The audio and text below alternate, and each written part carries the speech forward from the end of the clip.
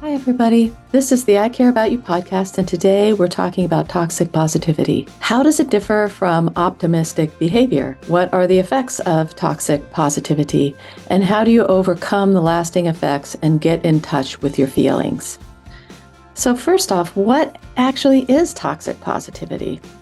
It's a mindset that shuns difficult emotions, insisting that folks should always maintain this positive outlook no matter how bad, horrible, or traumatic the circumstances. This starkly contrasts with healthy optimism, which acknowledges the reality of a situation while maintaining hope for a better outcome. So when you have a healthy optimism, that means that when a challenging situation comes along, you can feel those emotions that go with that challenging situation, but you can maintain hope for a better outcome or that things will change. Positivity becomes toxic when difficult emotions are not recognized and honored, but blanketed over with a false positive attitude. So you might have feelings inside, but you push them down and you blanket it with this, I'm always sunny and happy, positive and optimistic.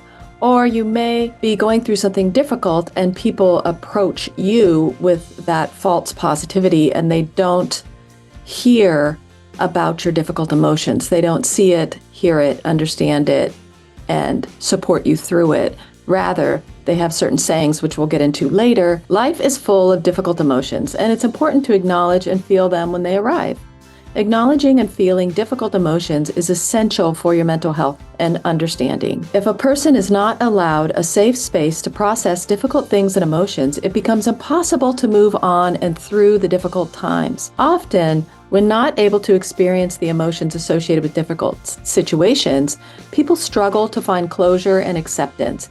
And it's hard to move beyond their emotional state. This can profoundly influence their lives in a way that is limiting rather than expanding. So how do you recognize toxic positivity if somebody is using it on you, or you are using it on yourself as far as self-dialogue or self-beliefs? So here are a few of the toxic phrases that people often say, or that you might even say to yourself. When you're expressing difficult emotions or feelings around a difficult situation, people might say, oh, don't take it so hard, everything happens for a reason, which everything happens for a reason is true in a sense, but it's when it's used to discredit your challenging or difficult emotions. Other things people can say are, you are blowing this out of proportion, happiness is a choice, stay positive, it's not that bad, you're overreacting, you've been in a sad mood long enough,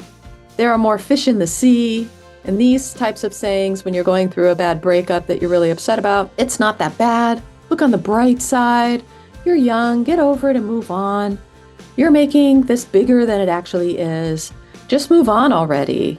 This could be worse. Those are some of the sayings. We've all said them to various people in our lives, and we've all said them to ourselves at times.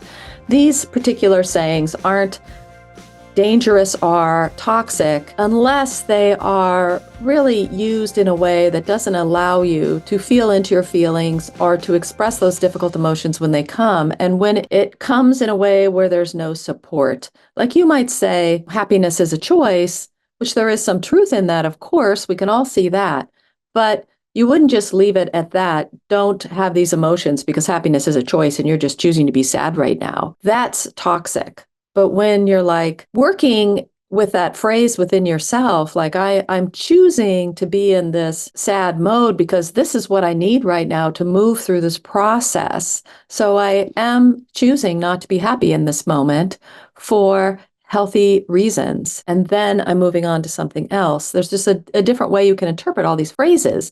And lots of folks ask me, what's wrong with these phrases anyway? They all seem uplifting and encouraging, which is true in some sense, but they may not be seen as encouraging by the people that you are speaking with. More often, they are interpreted to mean that the person's true feelings are not acceptable. Instead of being able to express a genuine human emotion, people are met with toxic positivity and they find their feelings are dismissed, ignored, or invalidated.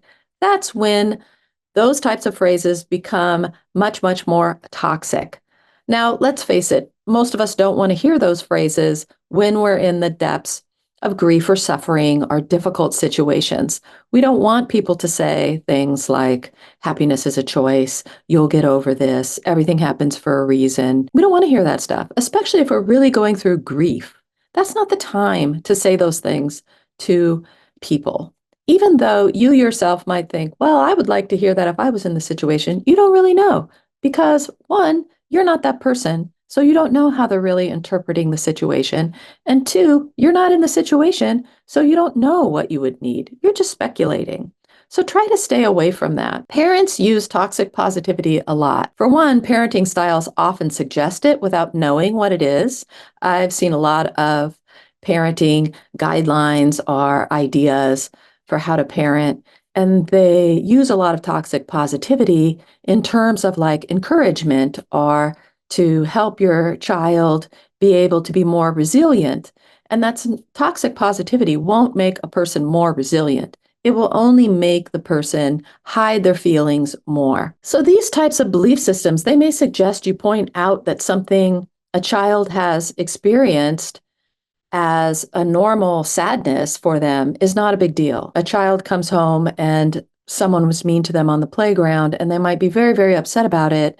And you in your adult mind think, oh, who cares? No one's going to think about that tomorrow. That'll all be brushed over. And you say it's no big deal. You're not honoring your child's feelings in that moment. Secondly, what is the dire situation to a child is often not as big of an issue to an adult. For example, if this is a friend moving away or a bad grade on a project, parents might tell their child it's okay, it's not a big deal, but to the child, it is a big deal. If they express their emotions around a situation and they feel that they are wrong or bad for feeling the way they do, then they might push those feelings down the next time or not express them, not work through the situation, not reconcile it in their minds. They'll just know that feeling bad about someone moving away is a bad thing. Nobody wants to hear that, so I push it down. So you have to be really careful there in honoring what children have to say and their feelings about situations that you might not think are as big as your feelings because you are weighing what the child is going through with what you are going through as an adult. And I'm guilty of this myself. Children may have these feelings about things like they're having an argument with a friend, but at the same time, you might be going through a divorce. And so you think, well, you're not going through a divorce, so your problem is not as big as mine simply because you're grappling with your own problems and you are viewing your child in this more of an adult to adult interaction rather than thinking to yourself, well, this child is also going through the divorce in a different way, and this argument with their friend might be bigger than it would normally be. Or maybe it is a really big deal, even in perfect circumstances. Learning to listen to people and hear what they have to say and validate their feelings is very, very important. This can lead to the belief that certain emotions are not acceptable. I knew someone who was told that crying was for babies and she was weak if she cried. Now, well into her 80s, she can't shake that belief and finds it hard to express her feelings of grief when she loses a loved one. She finds her inability to feel and express her grief as a failing, but at the same time feels that her desire to express her feelings is a weakness. So she's grappling with that, and she's been doing it her whole life. So that is just one example. Being hit with toxic positivity can shape a person's life. These are a few of the harmful effects of toxic positivity, but there are more. In addition to having trouble expressing feelings, people also struggle with other outcomes. So toxic positivity can not only make you feel challenged to express all your feelings when they happen, people can feel shame. When you feel your emotions are not warranted or bad, you may internalize those beliefs and feel shame when you aren't joyful. People will feel guilty. Many people feel that they are doing something wrong by feeling sad or upset, and they're disappointing people. You may feel like you let people down and you're stupid because you can't get past these feelings. Again, that's kind of fostering this negative internal beliefs about yourself. Gaslighting can happen because you're told that a difficult issue is not difficult at all, and it leaves you questioning yourself. Am I looking at this realistically or not? You question your own feelings and beliefs about a situation simply because someone who employs toxic positivity is gaslighting you by saying the situation isn't as bad as you think. People lose an opportunity for greater depth and understanding and compassion towards themselves and others when they don't allow themselves to live into difficult emotions and work through those. People may find that they start blaming others or making fun of others if they show an unacceptable emotion. This can cause a domino effect, harming both the person teasing and the one being teased. People can feel shunned, alone, unwanted, unloved, uncared for, etc., and that can lead to a very lonely life. It can even become abusive if the toxic positivity is used to break someone down, to make them feel small and insignificant. Sometimes we see this tactic used in manipulative relationships. In fact, quite often. Just the belittling of how you feel about the relationship or other things that are happening to you makes you feel small and insignificant. And in a manipulative relationship, when the manipulator can get you into this space of feeling small and insignificant, you're much easier to control. And it's more likely that you'll stay in the relationship because you lose your ability to see how wonderful and great you actually are. People may learn to hide their true feelings and become emotionally unavailable and struggle to make connections with others. We see this a lot, especially people who are coming from families who really employ toxic positivity to an extreme level. To be hearing that kind of rhetoric as a child can really make you feel like you're showing emotions is unsafe, and it means you are lesser than. People may minimize other people's feelings, causing a loss of a relationship or distancing. I've certainly felt this. If somebody is emotionally unavailable or somebody employs a lot of toxic ways of interacting in a relationship, when bad things happen or difficult moments happen, you end up pulling away from the person because they just can't go deep into the emotions, or they can't understand how you're feeling about something. They may hide their true feelings and become angry and upset rather than expressing grief or sadness. That can also end relationships because nobody wants to be around somebody who is constantly angry. They may be ingenuine, hiding and lying about their true feelings.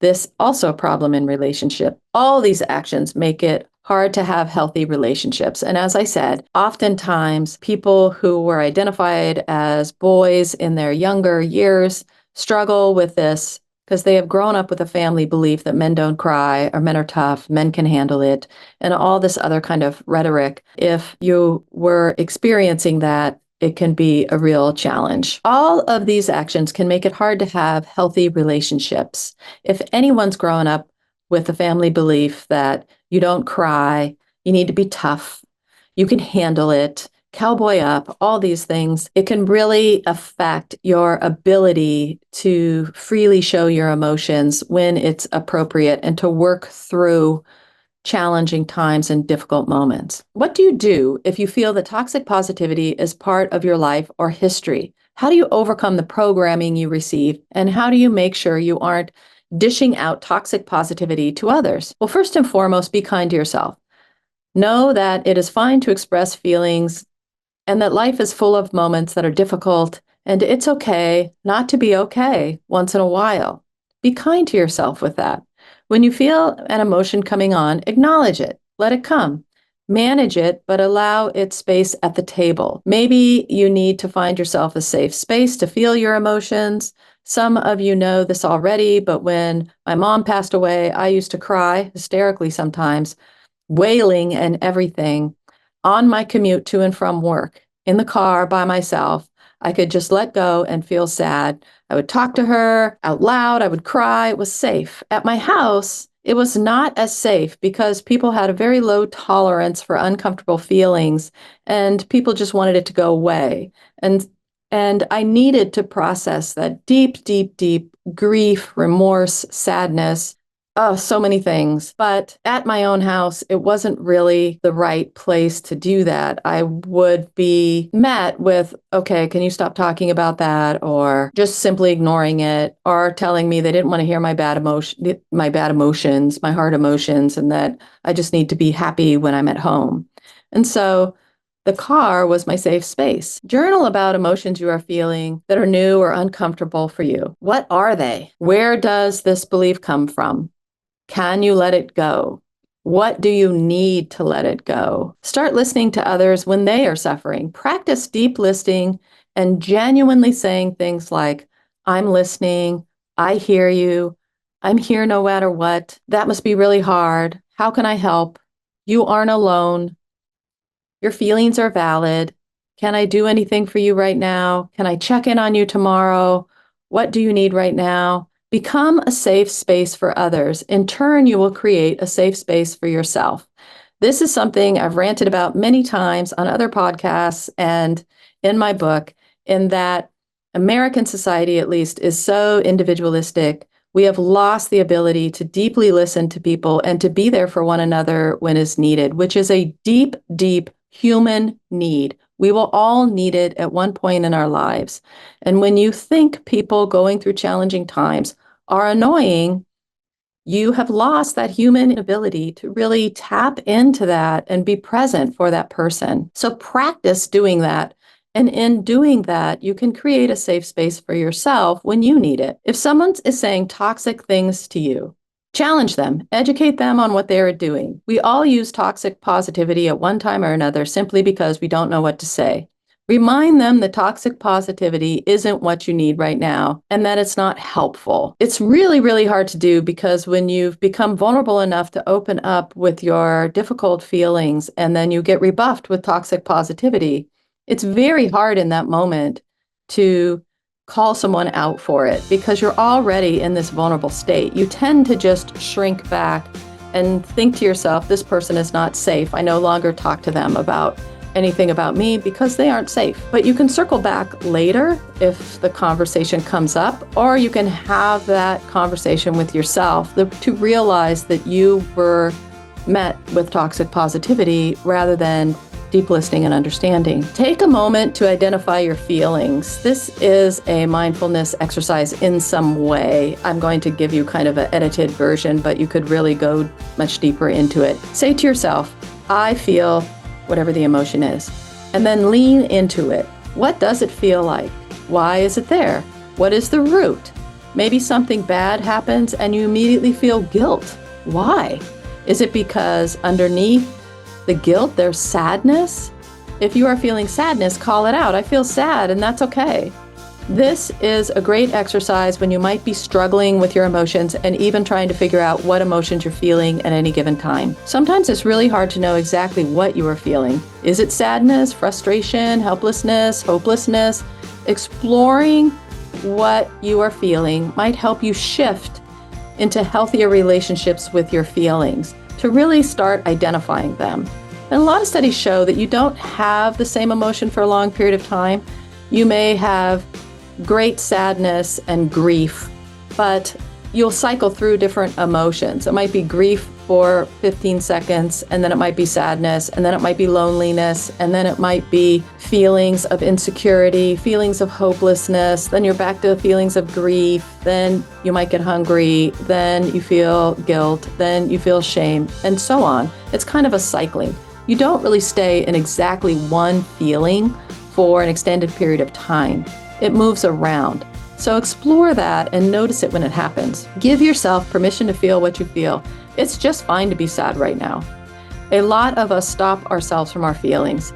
Of course, manage your emotions for the situation at hand. If you feel a wave of anger, it might not be the best thing to lash out immediately, but rather explore, why am I mad? Is there an emotion underneath my anger? Is my anger masking my true feelings? Toxic positivity is so pervasive in our culture that many of us have lost the ability to listen to people and difficult things. This can be very lonely for the person suffering. It is true that Even in grief, many of us can't go deep when it is ourselves who are suffering. Having someone who can sit there quietly with you as you let your emotions in is really important. Sometimes that's a safe space that you need, someone you can really trust to be there with you because you don't feel safe with your own emotions alone. So I hope these strategies for healthier expression of your emotions are useful to you, and you are able to recognize toxic positivity both in yourself and in others. As always, seek a healer, a coach, a therapist, acupuncturist, herbalist, meditation teacher, or whomever you may think can help you and support you through this process of getting in touch with your emotions, or to really talk out why you have smashed your emotions down, or have trouble showing your emotions, or have trouble seeing other people's emotions, or any of that. And as always, my friends, know that I love you and I support you, and you've got this. Take good care.